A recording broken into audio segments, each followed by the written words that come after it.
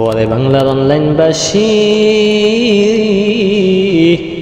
ওরে অনলাইনবাসী রে, এটা বাংলাদেশ, এটা এমন একটা দেশ যেই দেশে দুই পক্ষ মারামারি করিয়া মাথা ফাড়াফাড়ি করিয়া আহত নিহত হইয়া যখন হসপিটালে ভর্তি হইয়া যায়, তখন দেশের প্রশাসন সেখানে গিয়া সেই এলাকা পর্যবেক্ষণ কইরা সেখানে কে কেমন মাইর খাইছে, কারা বেশি মাইর খাইছে, কারা মার দিতে পারছে, কারা মার দিতে পারছে না, সেইটা দেখার জন্য যায়।